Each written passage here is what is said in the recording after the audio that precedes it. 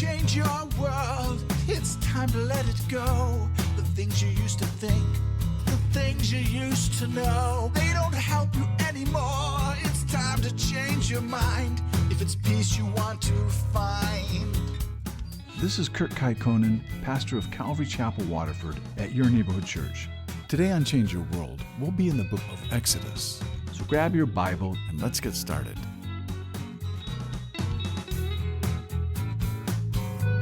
It's time to change your world. You need to let it go. Oh, oh. But the bottom line here is that you're responsible for the unintentional damage that we do to others. We don't just owe them an apology and saying, oops, I'm sorry, but we're to make it right. So we should be saying, what can I do for you to make this up to you? So like if you back up into somebody's car, you leave a note.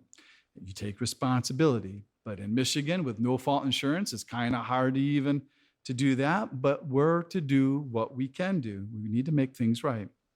And it's the same here, like in verse 6, where it says, if you light a fire and it gets out of your control, and you just can't go to your neighbor and say, hey, I'm sorry about your crops. You're responsible for what you do. You're going to have to pay for the damage of the fire that you started. And, and the scenario here is probably that after your neighbor had harvested his crops, he went and he burned his field to get it ready for next year's crop. And you hadn't harvested your fields yet. But this word restitution and the word restore here in the Hebrew is the word shalom, not shazam, it's shalom. And shalom means to make it whole, to make it complete. And if you notice here, shalom sounds a lot like shalom, and shalom means peace. And the truth is that these two words, they are related. And so now if you're going to have peace with your neighbor, you have to make him whole. So it takes more than just an apology to make things right. You also have to restore their losses. And if you notice here while we read this, these restitutions, these are an exact amount. The restitution isn't figured out by the opinion of the judge, and it's not by the person who's making the claim. These things are written of exactly how much you need to repay the injured party.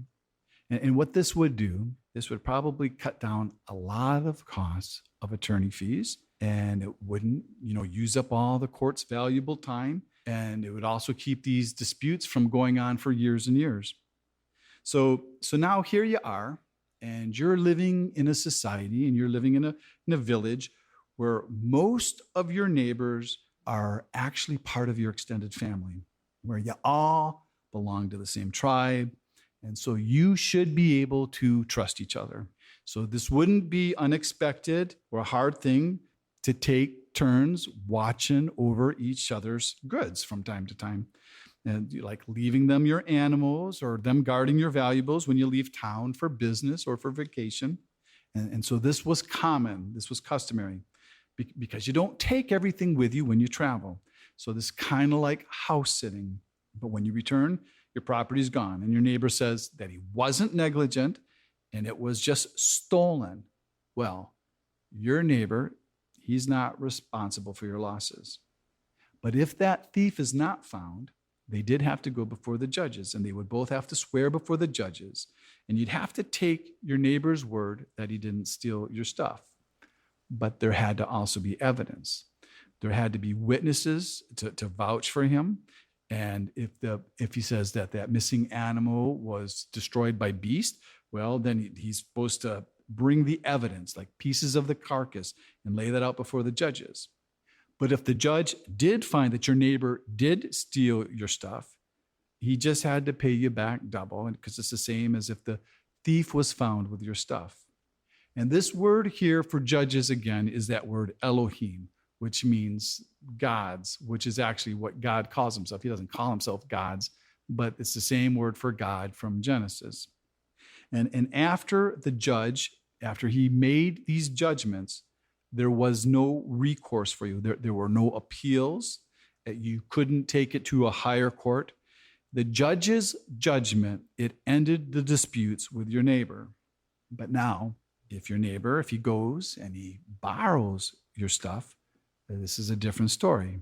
So like if he borrows your ox or your donkey to plow his field and your animal dies under his control, your neighbor, he had to pay for it. So he can't return your ox to you all banged up and dented. He had to return it with a full tank of gas because your ox was basically your tractor. But if you were there with your neighbor and with your old broken down ox who had too many miles on him, because you had control of your own animal, he owed you nothing because it's assumed that he hired both you and your ox. All right, so now you're taking your old ox and you're going to go try to help your neighbor out and he dies on you. That means it's on you. So those are those laws about oxes and animals and farm animals. And so now this takes a totally left turn here. And now we start talking about these immoral relationships of sexual misconduct between a man and a girl. And the Hebrew word that's used here for virgin is the word betula, which means an unmarried girl. And it's always presumed that it means a virgin. And that word here, enticed, being used, can also be translated to make a fool of, or it can mean to over-persuade her by fair words, which a fool believes. And so here you have this young man, and you have this young man who's making promises, and he persuades this young girl who's gullible into having premarital sex with him. And this man who committed this act of fornication, he knew that if he was caught, he would be obligated to marry the girl. So you can't go around raiding the chicken house. You got to pay. So this is where that idea came up of a shotgun wedding. And this man, he also knew that if he got caught, he would be obligated to pay the full bridal price for that girl.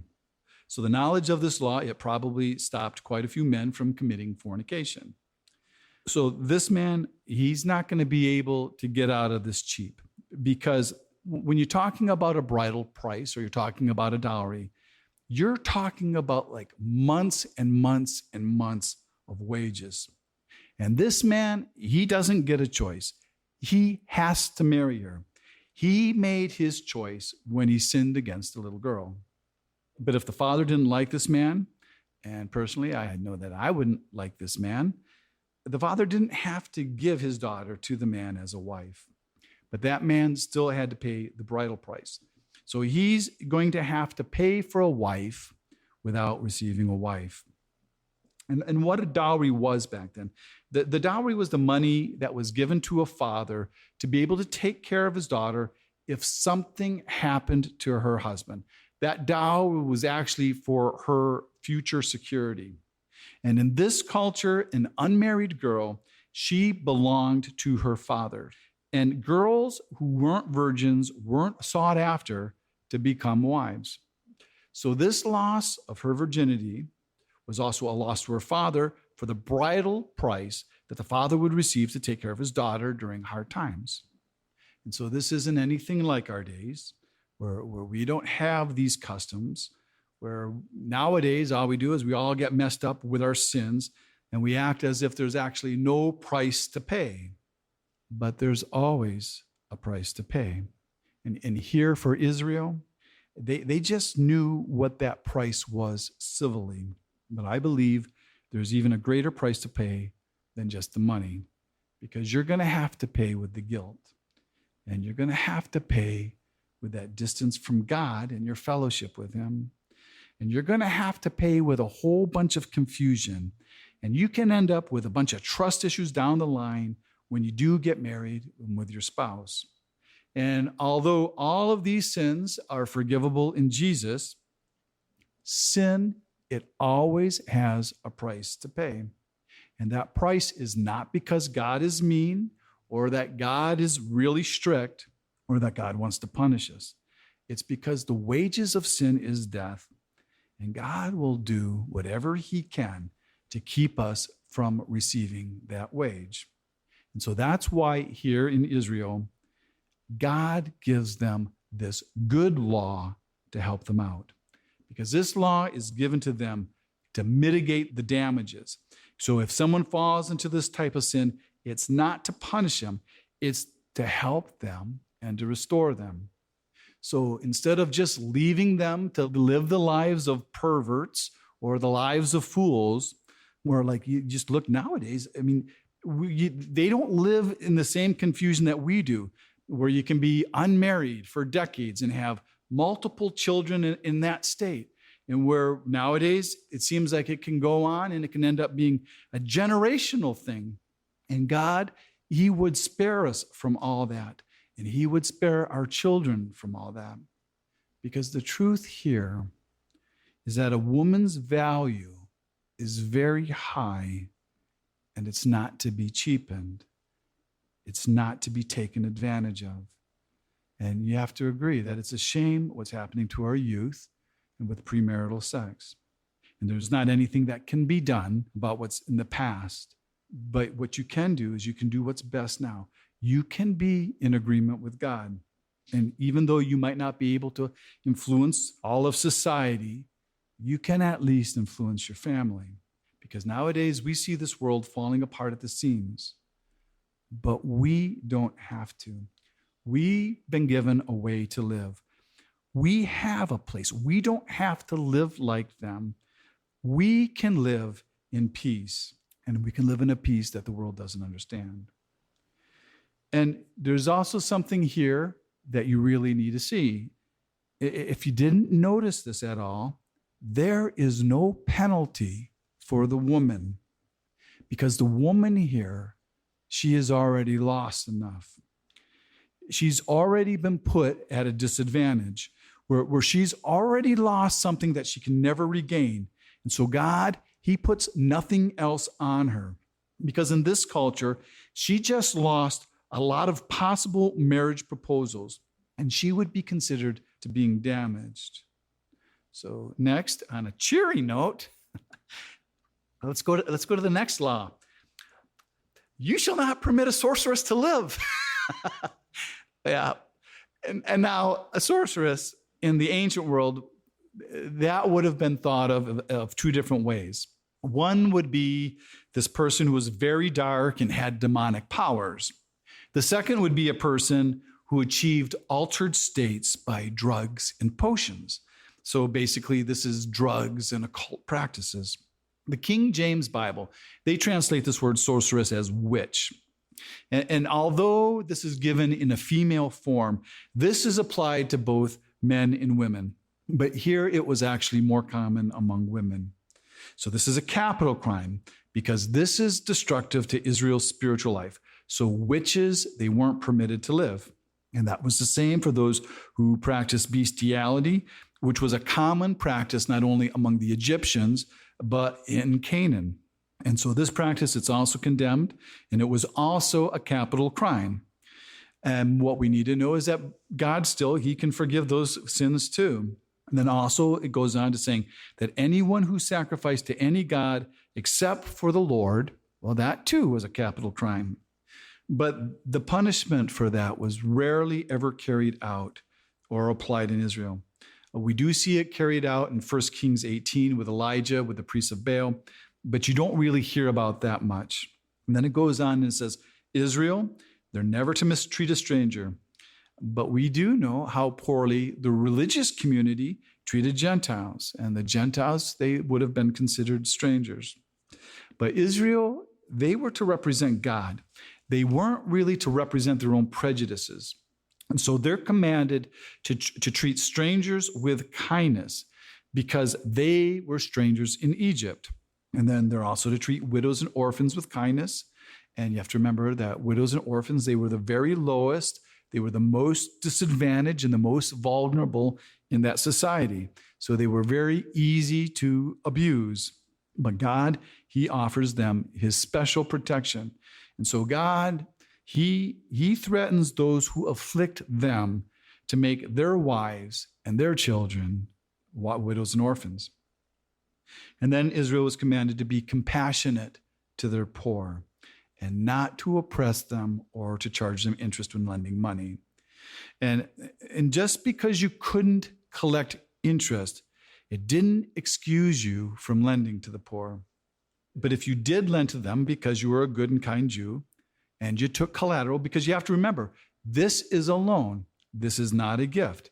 And if you did take collateral, you still had to be decent to them.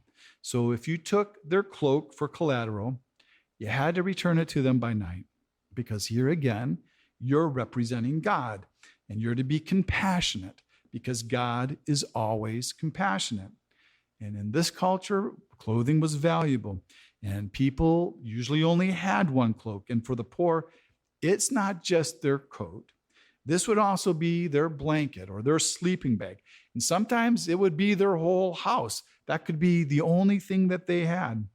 And so if that guy, if he didn't have money, he went to collect and he couldn't pay you back, you still had to give his cloak back to him for the night. And that's because, not because you're so gracious, but because God is gracious. And he says he hears them. And then in chapter 28, it says, you're not to revile God nor curse a ruler of your people. All right. Now, this word God here, again, is that word Elohim. So this may not actually be talking about God here. This actually could be talking about the judges. He's saying that you're not supposed to talk bad about the judges or the rulers here. And this isn't saying you have to like your leaders, but it is saying you do have to respect them. And even if you can't respect the person, you're going to have to at least respect the office that they hold. And then the people are told to not delay their offerings or first fruits when they become ripe. And so they're to be given right away. They're not to be held onto. And I know for me, sometimes it's hard for me to write the check. And, and especially if your funds seem limited, but holding back is not right. Holding back does not honor God, and it can show a lack of faith in God, and it can show a lack of faith in his provision for your life. And all of that is between you and God. It is not between me, you, and God. I just say it because it says it. And now for me, in my regular giving, I try not to think about it much because, and it's not usually when I'm really poor. It's actually when I'm doing really well. And my income increases and those checks start getting bigger and bigger. But for me, this has been a done deal for a long time because it's too hard for me to look at the money. But I believe in God, and in my giving, I really do not want my life back in my own hands where I only can have what I make for myself. So I try to take Jesus' advice. I try not to think about it too much. I don't let my right hand know what my left hand is doing. And in that way, I have a lot more peace. Because after I get it out of my hand, I feel fine. It's just until it gets into the box or something like that. And that's not current. That's the past. I've already dealt with that. I don't know if you guys have probably all dealt with that too. But here we also see that offerings, they're not just to be given when you feel like it, that there is a schedule laid out here. And you can see it with the sheep and the oxen. And when they have to offer up their firstborn, and it says, this is only for a firstborn of an ox or sheep. It's only for the very first one that they have, but it says that it can be with the mom for 7 days, but then you offer it up on the 8th. Now, if you really wanted to keep that sheep or that ox, you could buy it from the Lord and you could redeem it. But now the firstborn of all your sons, you had to redeem them. No matter how much you want to offer them up, you have to pay money. And the price for the firstborn son was 5 shekels. And the reason for this and the reason of offering up the firstborn and the redemption, this was to remind the people all the time of the firstborn of their people that were spared in Egypt. So this was supposed to be a constant reminder that they are God's special people. And then the end of this chapter tells the people that they can't eat dead meat that they just find laying around outside. They're not to eat roadkill. And it gives the reason there is because you're a holy people. So you're not just a bunch of animals. And part of the law here would be that the animals have to be bled properly because in the law, the Jews were not allowed to eat blood. And with roadkill or something like that, the animals, if they don't get blood properly, that blood actually ends up being in the meat. But it says you can give that meat to your dogs. All right. So now we get to chapter 23, and it says, you shall not circulate a false report. All right. So that means you're not supposed to spread rumors or to gossip, especially if you know they're not true. So you're not supposed to go around being a bunch of liars. And then you're never to join others to be part of a conspiracy or to be an unrighteous witness. So you can't claim something's true when you know it's not. And you're never to do that in a court or a legal setting, because it says here, you're not to pervert justice. And so, I look at that and I just say, well, that means basically you're probably not supposed to go into politics the way they are today. But if you do, you can't be like a majority of them in our government today. And I'm not talking about one side of the aisle. I'm talking about both sides of the aisle. And the truth is that we really kind of do need righteous leaders. And then it says you're not supposed to be a part of a riot, following the crowd to do evil. And so to me, when I read this and I read these things, this sounds exactly like our culture for the last few years that we have been going to. And not just here in our country, but you see this happening all over the world. And then, you've always heard that you're not supposed to favor the rich in judgment. You're not supposed to favor the rich. You're not supposed to take sides, because it's always easier to favor the rich, because if you favor the rich, you might get compensated back. But here in verse 3, it says, you shouldn't favor the poor. Not to favor the poor just because he's poor. And it's saying you need to judge rightly, because some people, they would favor the poor in judgment, and they would be doing it just out of sympathy. But God, he wants us to judge rightly, because the poor, they can be just as wrong as the rich. So there's not supposed to be ever any partiality in judgment. And the next law here is a really hard one, because it's kind of like you kind of been waiting for this day for a really, really long time, because you just run across your neighbor's ox and he's going the wrong way. And in your heart, you're kind of thinking, oh, thank you, God. That serves him right. And it makes you feel so good because he's finally going to get his. And then you realize what the law says. And then you don't feel so good at all when you find out you have to return it to him. And you don't want to. But how you feel about the owner of his ox, who is your enemy, it shouldn't keep you from acting humanely toward his animal. So you can see it's not easy to follow all these laws, but these laws are right. And they don't necessarily reflect your heart, but they reflect God's heart and how God is. These laws reflect God's nature. And now you think it's hard enough. You just found his ox and you returned it. And now you find his donkey. And his donkey, he's struggling with a burden. And there's your enemy, and he's standing there with his struggling donkey. And now you're supposed to go over and help him. And so that would be like us. And, your enemy is there sitting on the side of the highway with a flat tire with a totally loaded truck. You need to change your world. You need to let it go. Thanks for listening to Change Your World. Change Your World is an outreach of Calvary Chapel, Waterford, and your neighborhood church. If you're listening to Change Your World in the Detroit metro area, why don't you join us for church this Sunday? Our service time is 10 a.m. at Calvary Chapel, Waterford, 183 South Winding Drive, Waterford, Michigan. We're competing with the Catholics. It's only an hour. All the donuts you can eat, and you don't have to believe a thing we say, but it could change your world. You need to change your world. The rest of today's message can be heard at yourneighborhoodchurch.org. So check us out and download the app. And until next week, remember,